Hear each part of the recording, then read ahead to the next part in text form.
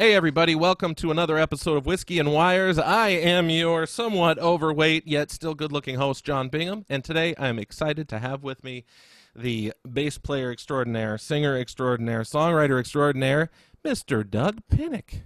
Hey, Man, oh I, man. I'd have my whiskey, but my roommate drank it. It's unbelievable. Well, Unbelievable. today could be water and wires. I've got a water here, so don't tell Mm, anybody. I've got okay. I've got my whiskey too. Oh, You know what's funny about whiskey? I spent one too many days when I was like 20, 21 years old, um, drinking a little bit harder than I should have, and I couldn't drink the stuff for 20 years. wow. I just started having this show and having little glasses to try and get back into it, hmm and I finally eased back into it. But man, this is 20 years I couldn't do it. Wow. That's a lot of that's a lot of punishment. It's a lot of sober nights, which is a good thing. Whew. Yeah. So you've been making music professionally for what, like 40, 50? I don't even want to Yeah, say. probably. It's been a I very don't long remember time. when I first got paid. I really don't. I remember when King's X first got paid, but I don't remember me when somebody paid me. I think I was about 18 or 19. I think that was the first time I think my band played and I got my $10 or something. And at that point I was like 18 or 19 and I'm 69 now. So that's what, uh, That's 50 50 years years? ago. Yeah. Wow. Yeah. God, where did it go? Uh-huh. Well, it all. Tell me about it. The Oh, jeez. you were a Midwest kid, right? Yeah. Grew up in Chicago area. Oh, okay. So what was big when you were a kid in Chicago? Was there a lot of Motown? Yeah, that was a big deal in my teens. Yeah, Motown and Chicago blues. Yeah. Uh, well, in the 50s, late 50s, the Chicago blues thing was happening. And I remember that specifically because a lot of my relatives would buy those records and bring them home and play them at the barbecues and stuff. But yeah, when became a teenager, it's like Motown came along and radio was black radio in Chicago, WVON radio. They played all the hit black songs, and that's what we listened to. So that's what we grew up on, Sure. Stevie Wonder, Diana Ross, and all that kind of stuff, and Sam and Dave, and all the Stax Bolt Oh, of kind of course. kind Yeah. of vibe. Yeah. I was a Detroit kid. I moved to LA years later, but Oh, then growing you up grew in up around that. Oh my yeah, yeah, God. yeah. So I always liked rock music, but I always Mm, always follow Motown too. yeah. It's one of those musics that I can kind of have on 100% of the time and never get tired of it. Yeah. Yeah, there's Yes. something special about it. It is something special. And what I love about Detroit too is growing up in, south of there, like what, 6 hours. I didn't realize that it was the Seattle or the LA of the time. I mean, Oh every yeah. every great band at one time came out of that town. It's like Minneapolis or something. And I don't think there's a lot of credit given to that town for that. Yeah, I mean, yeah, there's some significant artists, and it's funny how some of them seem to stay regional. Yeah, Like living in Los Angeles, you would never think twice about, say, Bob Seger, for example. Now I'm right. off of Motown, but I'm on Detroit. But if you hmm lived in Detroit, you can't go 10 minutes without hearing Bob Seger on the radio. Wow, didn't know that. Oh yeah, it's hilarious. If you're on WCSX, which is like your hmm classic rock station, yeah, you've got, for some odd reason, just this plethora of Seeger and John Mellencamp just coming at you and nonstop. Oh God. It's what are you gonna do? So you grew up with like the Motown and the funk stuff, and you said Chicago blues. Considering the time that you've spent in this business, you ever cross paths with like a Buddy Guy or Luther Allison or? I got to meet a lot of them. Well, I shouldn't say a lot. I don't know what a lot would be, but when I did the Hendrix tribute thing, um, Taj Mahal was there, Buddy Guy, and a couple other people, lower name musicians that I even forgot who they were, but not to say they're not important. It was just like I can't remember everybody, but it was just fun to be the kid listening to these people that are 10 years older than me. I'm almost 70, and these people are in their 80s and stuff, and they're telling me stories about when people changed over from upright bass to Fender P bass, and the fight everybody had, and how you were disgraced, all this kind of stuff. And if you played with a pick, and all these stories that came before my time, and it was just Sure. really interesting to hear their timelines and to hear them give me props as to what they thought I brought to the table, which is very encouraging to have my peers, like what I do. Well, yeah, man, the respect thing's got to feel nice. Billy Billy Cox is really a lot of fun to hang out with, and I just his personality and who he is as a bass player and where he's come from, it was just it really brought me closer to reality, of what we do. It was really great. That's awesome. So, I mean, you could say bass sounded completely different. Now I'm hopping onto bass for some reason. Kind of jumping ahead a few steps here, but bass sounded quite different in the 60s and 70s than it did, say, when King's X, for example, was doing their thing in the 80s. Bass was a prominent instrument. You'd hear it all over the Motown tracks and all of that stuff. Yeah. At some point in time, rock and roll sort of lost it. But you didn't. No. and they tried to make me lose it on the first King's X record. I think there's basically no bass in the mix. I hate that. I always say this, and I know the guys Metallica, I love them to death. I blame them for that, because when that record, when Master of Puppets came out, it changed our lives, everyone. It reinvented tearing your ass apart, but there was no bass in the mix. I mean, everybody talks about how great Cliff was. I never heard him. I only knew how great he was when I saw him live, but on the record, there was nothing there. But I had to fight to hear what he was doing. Sure. But when you do, with any band that comes out and changes the world, it doesn't only change us musically, it changes us sonically. And the producers, whoever produced, are you there? Hello? Yeah. Okay, cool. Yeah. The thing flashed on me. But when a producer, okay. when someone's produced a hit record and it sold millions of copies, well, every producer in the world is going to go, I want to sound like that. And so all of a sudden, at that point, metal especially, the bass was just gone, and it never came back. I saw Metallica one time with a mix that the bass was as loud as the guitars. They sounded like a funk rock band. They grooved so hard I could not believe it. I lost my mind, and I told Robert, "What the fuck?" But when you listen to the records and see them live, it's gone. But that's the standard. And even when you turn the bass up in a mix now to a point where I think, well, you can barely hear it, people go, bass is too loud. We're so used to it not being there.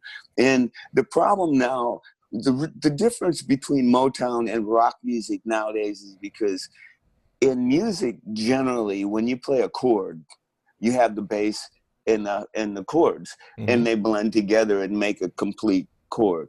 That's how we all thought when we made music. When metal came along, it was all about the guitar, and nobody cared about anything else. It was just all about the guitar in your face. And all of a sudden, the melody went away. The guitar became the melody, the guitar became the bass, the guitar became the chords. And now we got gent music, which is my favorite of metal, but still it's just a bunch of bass players playing bass together. And I shouldn't say just a bunch, because Meshuggah is one of my favorite bands in the whole fucking world, and they're incredible guitar players. But I'm talking about the wannabes, the kids that just think they want to sound like that, so they just take the easy way and just play the bottom two strings. Sure. What's the use of that if you're not playing the whole thing like Meshuggah does? Anyway, I'm babbling now. Oh no, it's okay. It's funny when you mention that, because there are, in a lot of those bands, there are no bass players anymore. You got a guitar player playing like an 8-string guitar with a low F sharp. And a low F sharp is, it's pretty low, but it's still a full step up from, where a traditional bass register would start. Well, Animals as Leaders are like that. Friends of mine And that I can see that, no Yeah. bass there, but you Yeah. don't miss it with them. They found that and have an uncanny way of making it that you don't miss the bass in it. But Yeah. Tosum's anyway, incredible. He's yes, he incredible. is. So when I talk to musicians that I'm friendly with about like tones, I still have those nerdy high school conversations where I'm like, "Hey man, what's the coolest bass tone on a record?" That sort of a thing. Uh-huh. And because I'll never grow up, this is just what it is. But Me too. when I talk to these people, a lot of folks will cite two people. They say Eddie Jackson on Operation Mindcrime and on Empire. I hear that a lot. Mm-hmm. If you listen to Empire, if it's been a while, that bass tone is amazing. It's super I'm gonna good, pull that out. dude. Yeah, Empire's good. And then you're mentioned, of course, Doug Pinnick. Oh, Doug's, it's huge. And then I hear like every once in a while like Tim Comerford or something like that. Mm-hmm. Chris Squire, if you go back in time, people talk He's my about that a favorite. lot. Oh yeah. So Yeah, the top four people that I try to play like every day. so before I get to my point, let me ask you this. But I'm gonna stick with influences for a second, then I'll get back to my point. Mm-hmm. Going from like Motown and as coined it, black radio in the '60s to all of a sudden Hendrix and Led Zeppelin and then Yes. What was that like with like your peer group? Were people like, "What are you listening to that crap for?" Oh, my peer group was none. Mm, I lived in Joliet, Illinois, and there were maybe two bass players in the town, and I barely knew them. Um, we had no magazines. We didn't have MTV. We just had what you heard on the radio, and you'd buy your record album and sit there and play every note. So um, when I first started listening to bass as a child, I've always been obsessed with bass since I can remember. I mean, literally since I can remember, I always honed in on that instrument and that vibration that I got from it. So every time I heard bass, I memorized it in my head. So when I think of myself as a bass player, I play bass. I don't play of any genre of music. I sure. just know where to put the bass in the chord because that's what I've been taught all my life. Growing in grade school, being in choir, being in musical things, the teachers would bring me in because they thought that I had this little gift, and they would teach me stuff, take me aside and teach me chords, and have me sing along with them on a piano, and they'd show me harmonies and things, and I learned all these things just from what people taught me growing up. Sure. And when I started playing bass, that's what I heard in my head is the bass part to a piano. Hmm. And I loved baritone saxophones because they had this low, fat tone to them. And I played a baritone saxophone for 1 year in seventh grade, and it was as big as I was. I could barely hold it up, but there's a tone that it got, and Sure. it was this big, fat, like it was a human voice, but it was a tone. And then I would hit the piano, the grand piano, and the low notes on the piano, and it rang, but it was so clean and crystal clear, and it like sparkled. Hmm. And then I heard Chris Squire, and I go, "Oh wow, there's that thing that I'm looking for." And then and before that, it was all about the SVT. When I first heard a SVT amp as a kid, um, I remember the guy was playing it, and I went into this place, and all of a sudden there was this bottom end that I had never heard before. SVTs have a lower than any other cabinet still to this day there's a warmth that comes out of them. And I felt that, and I'm going, whoa, that was that round thing. Yeah. So I thought that round, fat tone with that crystally resonating kind of crystally sound on top, and you put those two together, and that, to me, Chris Squire and John Entwistle were trying to do that. Right. And so I started to study them in their tone. I'm a tone freak more than probably than anything else in the world. I will sit there and EQ a 24 band EQ until I get the song right, and then not hear the song because I'm on to the next song. It's like EQ is ridiculous in my brain. I go nuts. So because the bass was I loved it so much. I wanted it to be loud and full and big. I felt bass is just as important as a kick drum. But every time I played with people, they'd say turn down. turn down. And I kept, when I turned down, I couldn't hear it. And so I changed the EQ, changed the frequency so I could hear it, until I finally started getting enough frequencies where it wasn't bothering anybody and I could hear myself and I was loud. And it turned into my sound, to the point where that the pedal that we've made, I've literally meticulously dialed it dial out the frequencies that drowned other things out, so that when the sound man gets that pedal and he can plug straight into it, he can bring the bass up without being afraid it's going to destroy the whole mix. And that's always been the problem, because bass players have never been taught how to get that God tone of their own, but make it work with everybody else. You can stand in front of your rig and go, man, this sounds awesome, but go in the middle of the stage and hear it with everything else, or walk outside, walk into the floor and listen, and you'll find that, oh, wow, you might sound like a bunch of static, or you might sound like a bunch of mid-range, and it drowns everything out.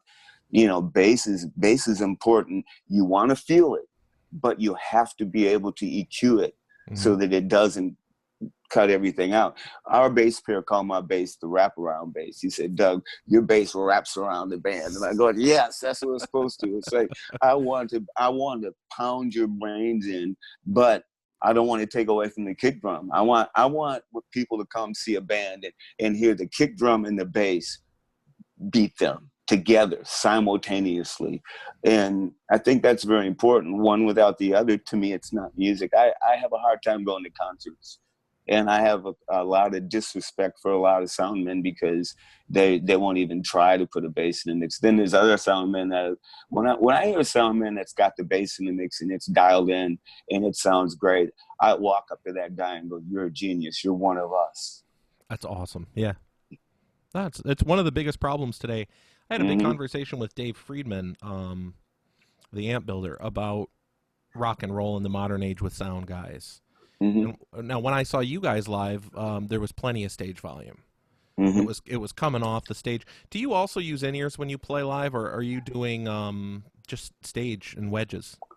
We used to do wedges, and then we went to in-ears, but we've been away from ears for probably 10 years, maybe 15 years. Yeah. So we did it for maybe 5 years, but we were always loud. It didn't matter. Right. We turned down a lot now in our old age. We're pretty soft on stage, actually, and we let the sound man do it. But yeah, back in the day, if you saw us back in the day, it was pretty loud bass. Sure. I mean, even when I saw you, I don't know, I saw you 2 years ago or something. If it wasn't you on stage making all that noise, the sound guy was dialed pretty well, because you had a pretty massive sound. But the reason I bring it up is because Dave and I were talking about stage volume and energy in a rock band, and we're criticizing sound guys because we've seen the shows where you've got a band that's entirely on in-ears with a silent stage, and there's something missing from the energy of the show. Right. And I feel like, I've played with in-ears before, I feel like it takes away from the overall kind of rebellious rock spirit of having a lot of volume. Well, two things I can agree with you. One is, then you're at the mercy of the sound man, and that sound man better be fucking good, period. And I've never seen a band in my life that were in full in-ears and out of the PA was sounding like a stereo, which it should have been. And that's a disrespect to the sound man. And when you're down front and you want to see your favorite band and you want to get that swirl of the excitement of all that noise coming at you, that's sort of undistinguishable when you're down front with the PA alongside, to make sense, and that whole crushing feeling of excitement of being and listening to music is gone. It's like you're standing there watching a bunch of people on stage running around, and you don't even know if they're playing or not even. You know, you might hear drums from the stage, and then you hear this crap from the PA on each side of you. It's bullshit. It's complete bullshit. I appreciate that.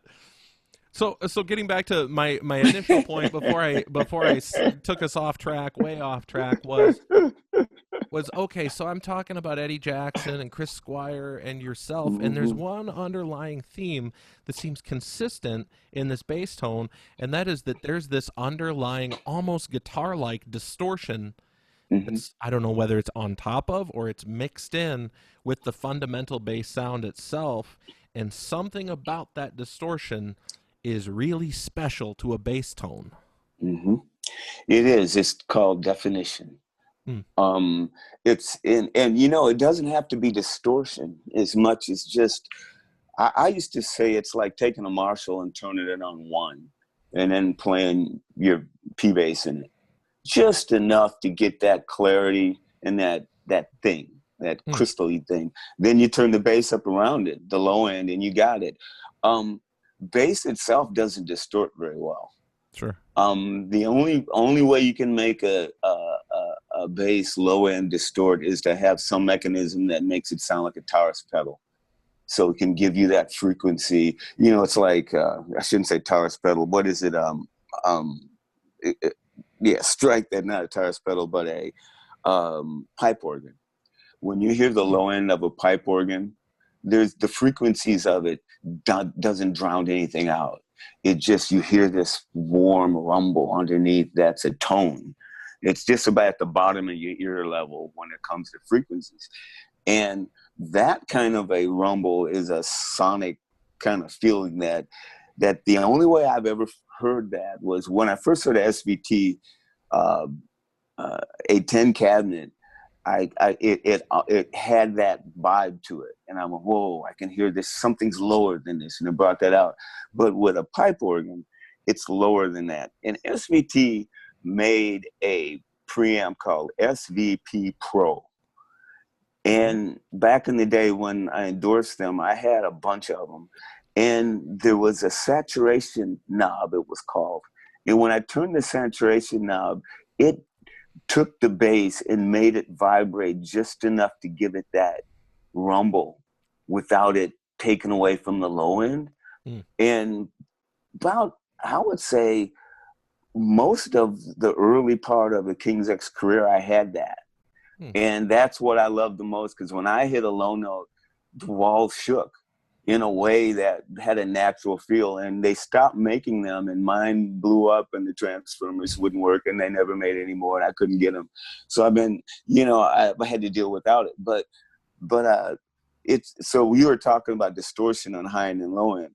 It's better to have nothing but distortion on the high and clean on the low, because if you don't, it'll start to, the gargle will start to destroy the mix.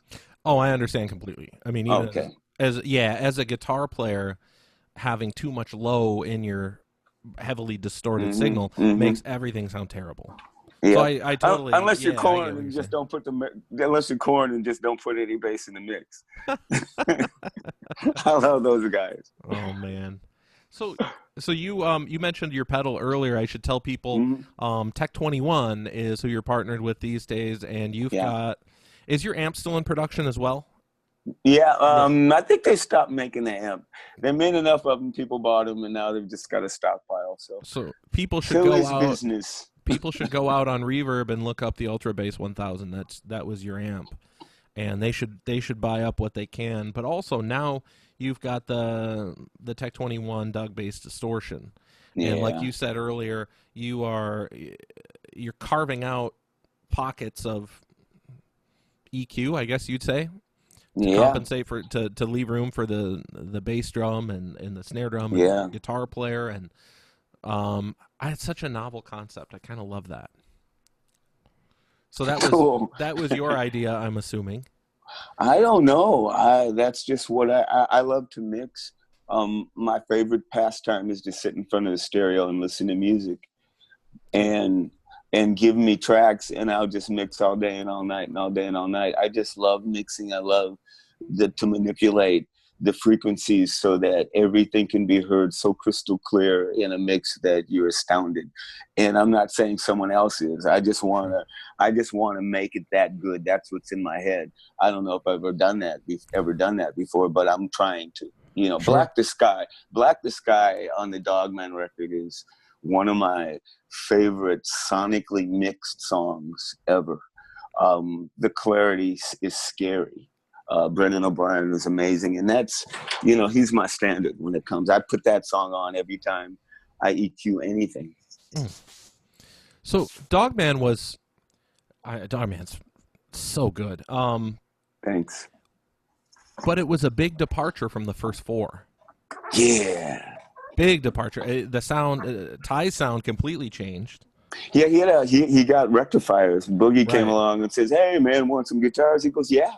Yeah. And he hated it. Oh my God, he hates that. He hates the sound of his guitar on that record. He got rid of them after that too. Oh, that's so wild. Yeah, that warm, that beautiful warm tone that he had before turned into static with the rectifiers. Sorry, rectifiers just sound like noise. They sound like cheap PDs. Oh, that's so funny. And that's what they are, because every kid back in the day bought those PD amps, and everybody older hated them, but the kids loved them, and they got used to it. And the rectifiers comes along and says, "Let's make a big one," just like Fender did with Marshall did with Fender. You know? Sure.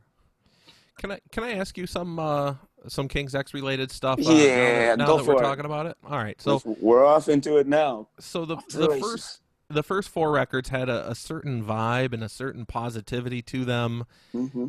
And then Dogman comes up, and there's a lot more seeming, and I could be reading into it, but seemingly there's some frustration. Oh yeah. To the message of that record. Yeah. You know, every band gets together and they want to go out and rock the world and do their thing, you know, and they don't know what's coming, and we're naive. And some people who are geniuses can plan it out, and you know, you got your Bowies and people like that who just put something together, Iron Maiden, you know, with a logo and kind of thing. And there's these visionaries. We didn't really have that. We just went out to do what we did. But because came from a Christian background and had that whole vice around us, it restrained us. And not saying that the church or Christianity restrained us, we restrained ourselves because of our upbringing and our fear of what our peers and our people that believed with us would say. And so it made me second guess things. So I couldn't be myself. We made the best music we could. And as honest as we could. That was a problem, as I wanted to be as honest as I could be, but I knew that in the Christian world, there's just some things you can't say, and some things you can't let people know. And I was too afraid, you know. I wish I had been just defiant and went out and said, "Fuck you, I'm going to do what I do and do it, and I don't care." But at that time, we still believed, and we all agreed, you know, that we were going to be good people and go out and make this great music, and everybody like us. And if they found out we were Christian and decided they want to follow Jesus, then great, you know. But that's it. We're not evangelical. We don't want to be a band that goes out and save the world, and we do not want to be in a Christian magazine, because we knew that if that happened, then it was over for us. We were that Christian band, and it was in the end of it, and we didn't want to do that. So we put these records out, which, you know, and some people say that they're great records, people innovative, blah, blah, blah. But for us, those records are built around a struggle. Wow. And, you know, everything is a struggle, you know, and every record, I mean, Fleetwood Mac, you know, record when they were all breaking up, you know, what a great record because of it. So the tension between the attention between us physically, emotionally, spiritually, all went into those records. And at the end of the fourth record was when we're getting enough of it, our fill of all of it, the rock and roll world, the Christian world, the being forced to be, trying to be someone you're not, second guessing everything. And Sam Taylor quit, our manager, on us, and that was sort of, he left us with our name, and that was it. That's all we had left, which was that's like getting divorced after, you know, everybody makes a lot of money and your wife takes everything and you're left with nothing.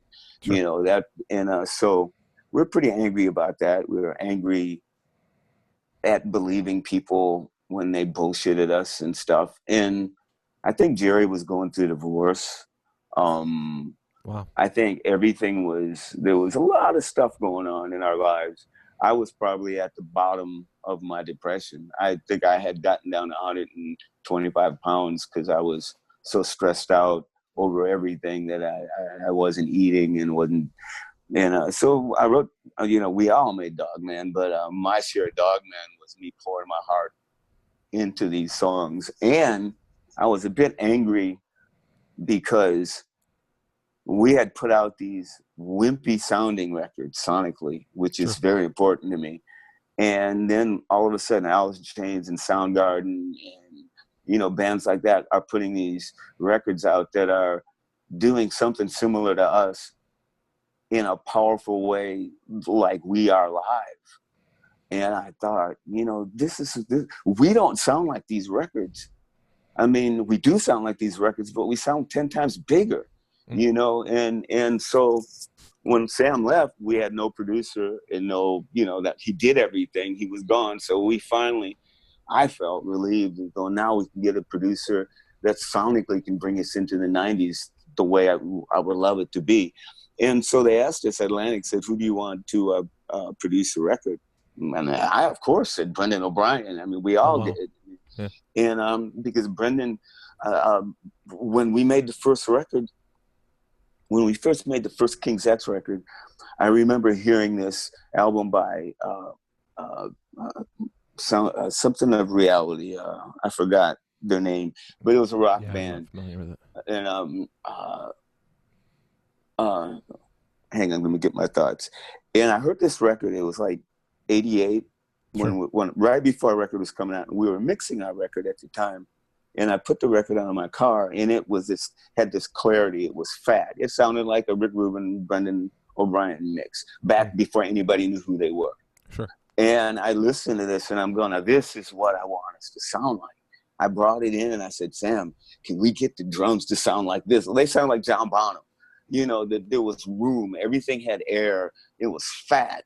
And I was immediately dismissed, and I put the record away, and we put 4 records out that I think sonically suck because, and so when we got to the Dogman record, Brendan said, one backtrack too is that record, Masters Reality. Back in the day when I heard that record, Brendan was the engineer and Rick Rubin was the producer. Okay. And those two guys became my heroes when it came to sonic mixing. And so we said, well, let's have Brendan. And Brendan came in and says, what do you want? And we all told him what we expected out of it. And I told him, I said, so I just want you to make it sound like we do live. And he kind of chuckled and said, well, I can do that. Yeah. And I thought, all right. And I remember when we went in to do that record, Jerry set his drums up and we set our instruments up. Took us maybe a half hour, 45 minutes. We set it pretty quick. And usually making the first 4 records, you would take a week on each instrument. And then you'd finally come in and start working on the record. And that's what we were expecting. But we set everything up. And we got everything where we wanted them. And we went up to the office to sit down and hang out for a bit. We're thinking, well, we'll be here for a few days waiting for them to get it straight. About 15 minutes later, Brendan comes back and says, you guys ready to track? And Ty looked at me and went, right. Because we had never, you don't do that. You spend a week on a drum set. Right. At least. I mean, you didn't make records. Like, this was unheard of to us. And so we went downstairs and we played Dogman. Sure. And came back in and listened to it back. And it was like, I'd never heard anything like that in my life, that you could go into a studio, play the song, and come back and hear it out of the speakers, and it sounds like that. Back in the day when we made records, they painstakingly made the sound of that one instrument the best they could sonically. Then they would mix it all together, but not EQ it, not touch it, just leave it all flat. And you went in and made a whole fucking record with shitty sounds.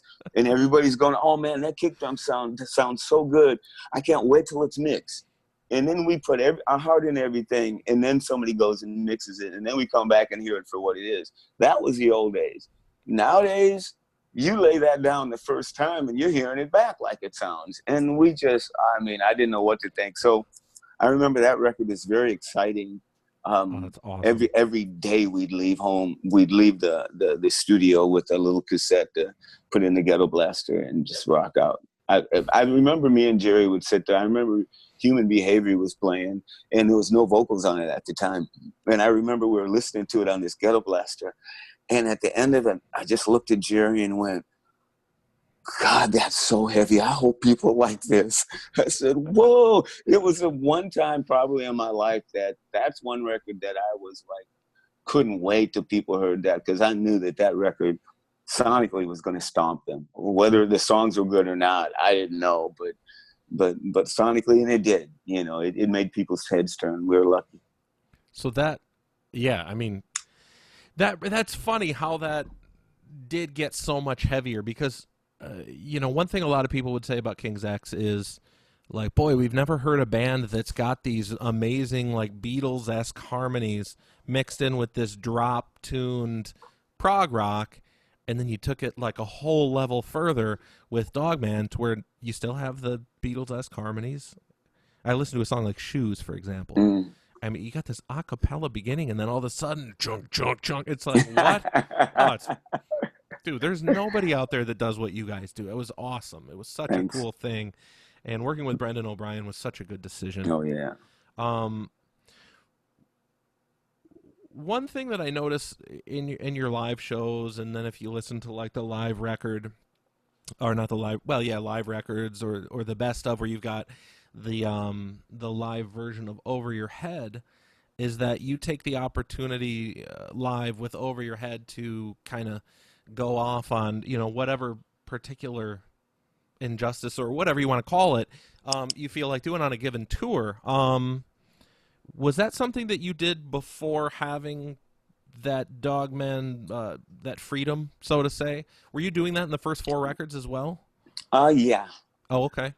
Yeah, I don't know why. I don't know when it started, actually. Yeah, I know that was... Yeah, go ahead, sorry. Being in King's X back in the day, 8 years before we got a record deal, we did the majority of it cover music in clubs. And doing cover music in clubs, there was so much music we just would not do, even though it was a popular song of the day. So we learned a way to drag songs out because people just wanted to dance anyway. And it got to the point where I could even start talking to the crowd and just kind of work the crowd while we're playing the song, just wasting time, you know, not having a set list. And I got to the point, you know, with playing bass and talking and doing the whole thing and still playing at the same time, just it became second nature. Sure. And so on Over My Head, I remember when I wrote that song, I was just trying to emulate the end of a church service that I grew up to where when I grew up listening to music, that was it. And we kind of constructed it at the end, the people singing and clapping and the people, the individual people just saying things. Because in a black church, and you know, it might be quiet in the crowd and somebody's singing, but there's always somebody somewhere saying something. Just got to, yeah, sing it or something, you know. And even just don't go to a movie theater with a bunch of black people because they talk through the whole movie. And I mean, it's more fun listening to comments than watching the movie. And that's just my culture, you know.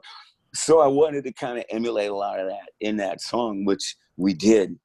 And I think that something started happening within me where I was just so frustrated with everything. And, you know, as a self-centered person as I am, I'm a musician and I love to get in front of people and sing and me. You know, I couldn't get up there and just, I had to have something to sing about and something to cry about, complain about, be happy about, because that's music to me. I don't know any other way to do it. And for doing cover music for so long, this was freedom to be myself. The only place I could be is free. And so it just started turning into a therapy for me. And it's still therapy for me. And to this day, I've never sat down and thought about what I was going to say ever. In fact, it's to a point now where I forget. We'll get to that part and we'll hit that open note and let it ring. And I'll look up over at Ty and I'll go, oh yeah, I gotta go talk. And we're going boom, boom. And I'll sit there and go, I got nothing to say. Well, you know, and I walk up to the mic and without thinking, just open up my mouth and start talking. And all of a sudden it turns into something. Right. that I ain't got nothing to do with. But what usually always happens was when I get to a place where something says stop and start singing over my head. I mean, it's just like, well, music. I do that. It's like that says you've said exactly what you're supposed. It's. I don't know what it is, but I've watched preachers all my life preach, and that's what they do. And I've watched preachers go too far, and I've watched preachers give you just enough, and then take you to the rest of the song, and you walk away. You had a concert, because preachers are just actors; they're just singers. You know, they're just like me or any singer. We just have a different platform that we use for our, attention. It's true. Sorry, preachers, but you do it because you love it. I get up on stage because I love attention. I wouldn't do this if I didn't. Come on. Did you ever have one of those little sermon moments where you're given that in the middle of the song, and then after the set, Ty and Jerry are like, "What the fuck, man?" They don't even listen to me. Oh, okay. I'll have some nights where I'm going, man, you preaching your ass off tonight, Doug. People going crazy. And I'll go back to the dressing room and I'll mention something like something I said, and they go, "What?" And I go, "What are you talking about?" I said, "Oh, it was in my sermon." I go, I didn't hear you.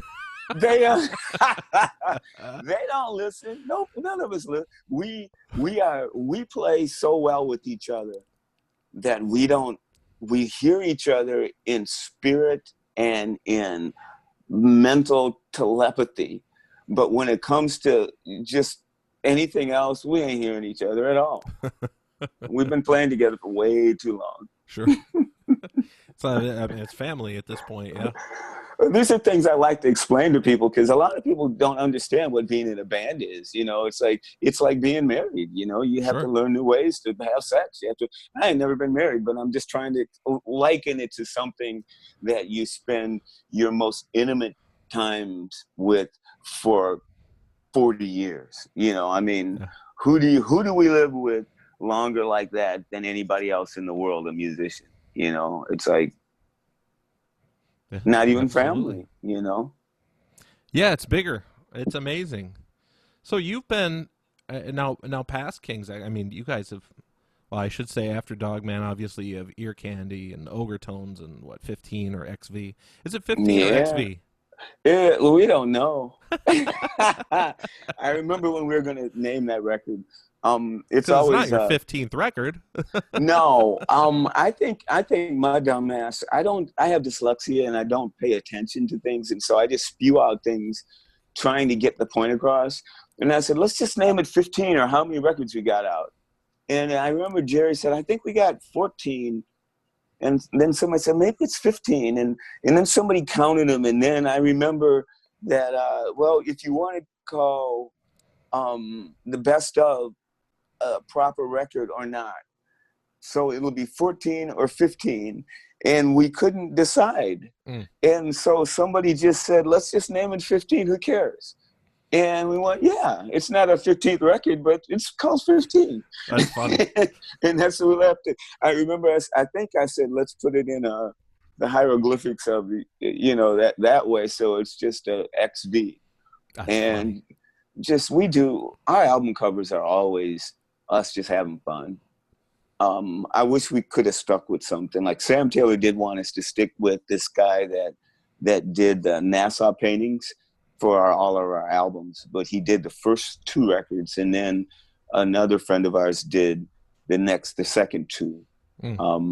But album covers are weird, and nowadays, who cares? My battery is running low. Oh, okay, it's okay. Close. I can. Right. Are you there? Yeah, okay. Yeah, I'm there.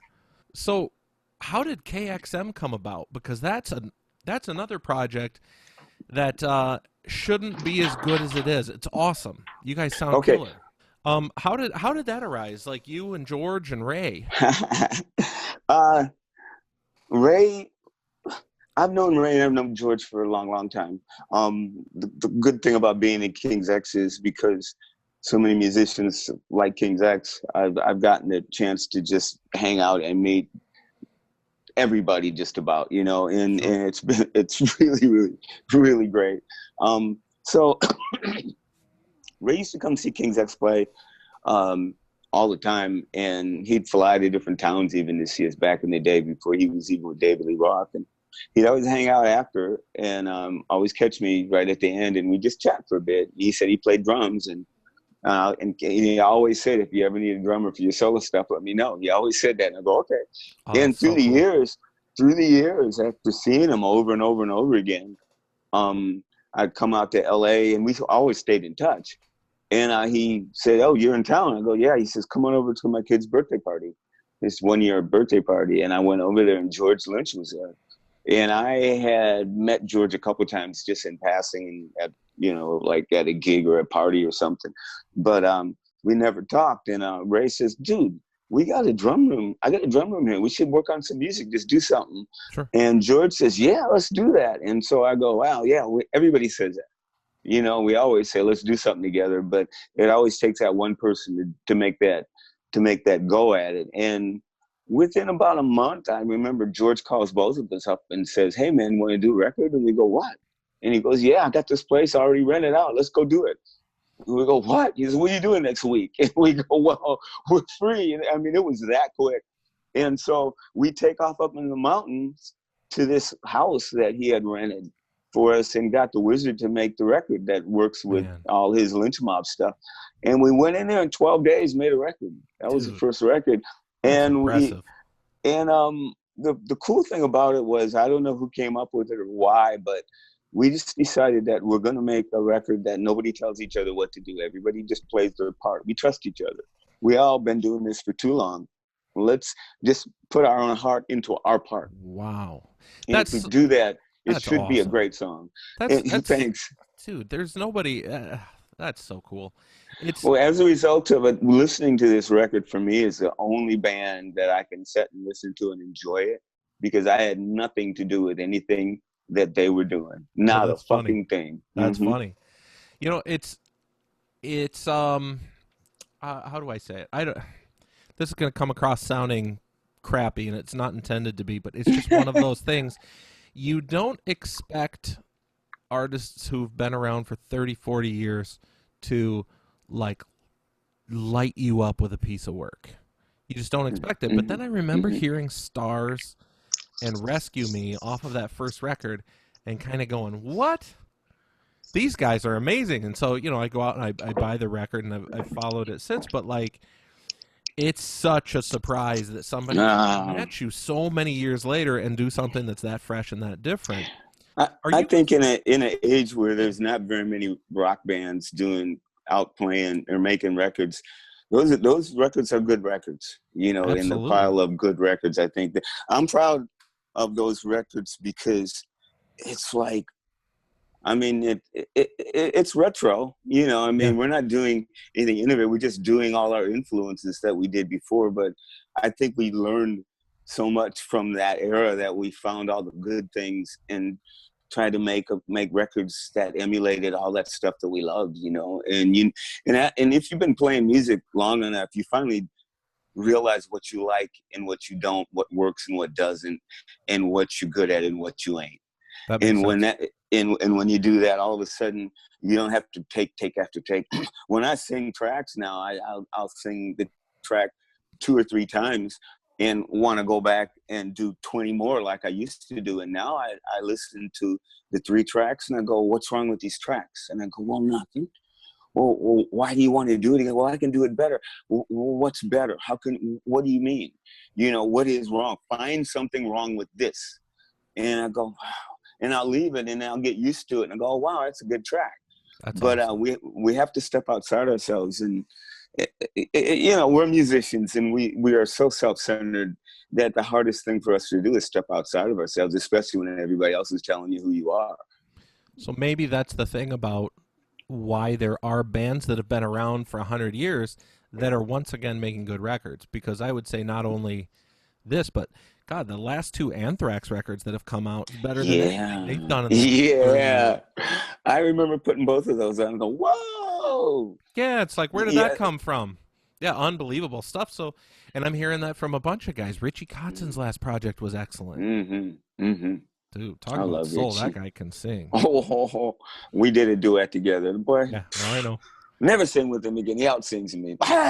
You've done projects, you've done side projects with some guys that I've like always like really really liked. 24/7 Spies. Yeah. Couple things with Jimmy, those guys. Jimmy, give me a shout out to Jimmy. I hope you're watching this, Jimmy. Jimmy Hazel. I love Man. that guy. Uh-oh, are we losing you? For a second, the brand new day doctor is calling me, which that Oh, got it. means I'll decline it. My insurance, you there? You there? Yeah, Okay, yeah, we're yeah. back. Yeah, cool. Okay. They'll leave a message, whatever. Very good.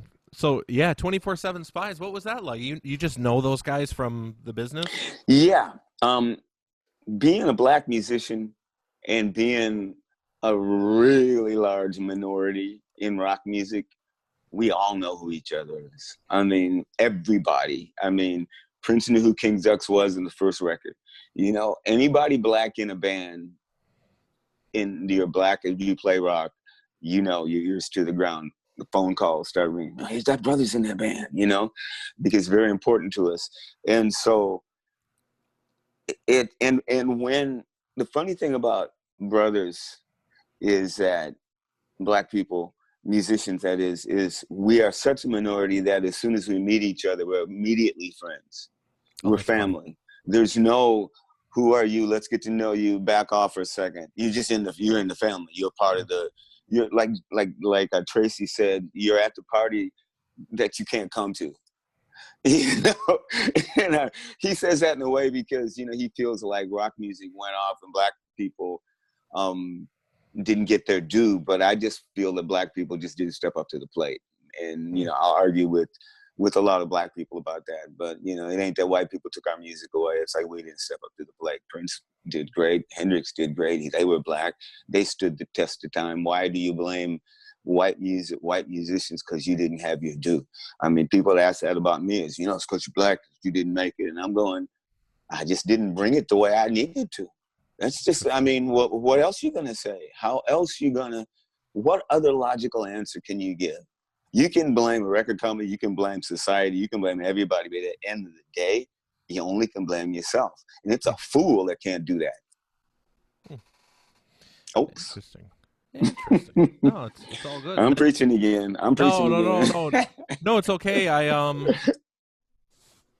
I mean, you know, what am I supposed to say to that? I have nothing to say. I have no experience with being a black man in a rock band. So I mean, just your love experience spewing. is amazing. I love spewing stuff out because all my life as a kid, I wanted a grandpa that I could sit down and ask questions to and tell me stories and about life, about things that they learned. And I become that at almost 70 years old, and I like it, you know, because most of the time I'm right. You know, before as a younger person, I spewed out all kinds of stuff and bullshit, you know, so I'm still, I didn't know, but I've got enough years behind me now to say certain things. It's like, I know I'm right about this, you know, and so I want to let you know, think about this in your life, not being somebody that just throws shit at people and go, oh man, when you get older, blah, blah, blah, blah, blah. And they go, oh, whatever. You know, it's like, it's a fine line between respected and being going, oh, that's that old rambling guy. I don't want to be that, you know. I want to go, oh, Mr. I like back in the. You could be both. You know, I probably am because, well, this is one thing that is a big part of my life and my thought pattern. And I learned this from Jerry Gaskell. Jerry says, the only thing that matters is the balance. And when I started to incorporate that method of mentality, I realized yes, we are just as evil as we are good. We are just as loving as we are hating, you know, and you got to find the balance to correctly use both of these emotions to create harmony. And so it's all about balance. So, you know, and when I say I babble too much and people go, no, we love to hear you talk. And I'm going, well, yeah, because I'm Doug Pinnick and I got stories to tell. But if I wasn't, I was just that guy next door, maybe you get sick of hearing me talk. You know, or people go, you're the nicest person in the world. I go, yeah, live with me for a month and see. We'll see if I'm the nicest person in the world. And I might try my best to be nice. But, you know, you can't judge a book by its cover. There's so much to each person, and our disappointment comes when we expect too much from people, and then they disappointment instead of welcoming a new aspect or side of their life and how to work it into your relationship. I'm done. That's all good. It's all good. It's been and this has been fun for me. I think that people will get to appreciate that earnestness that you put forward. Thanks. It's in your music. It comes through tremendously. And again, for people that don't know, go out and check out KXM. If you're a King's X fan, and if you're a King's X fan, I know that you've already checked out KXM. I hope so. If you're not, go out and check it out. Now we've got now. What are the 3 records? You've got self-titled, and then Scatterbrain, and then and Circle of Dolls. Yeah, right. So go out and check those out. They're really, really good records. You can find Doug singing for Dream Theater on Lines in the Sand. You can find him on 24/7 Spies. You can find him on 1,000 different side projects. Oh yeah, you were asking about Jimmy and how it came about. Sorry, we never got there. I thought we did. Maybe not. Oh no, because that's how we met. Is all of us know each other, and we got together. And he says, "Want to sing on the record?" And I go, "Sure." And I was in LA at the time, and so I went over to the studio and we sang on it, and we did it live a couple times. So, but Jimmy's my little brother, I call him. Dude, that's awesome. Yeah, he's a very, very nice guy. I've spoken with him once, and he was cool. So I'm going to let you go about your life from here. But before a lot to splice, dude. Doug, dude, thank you so much for doing this. This was really, really cool. Anytime, man. So cool. All right, everybody. We'll catch you next time.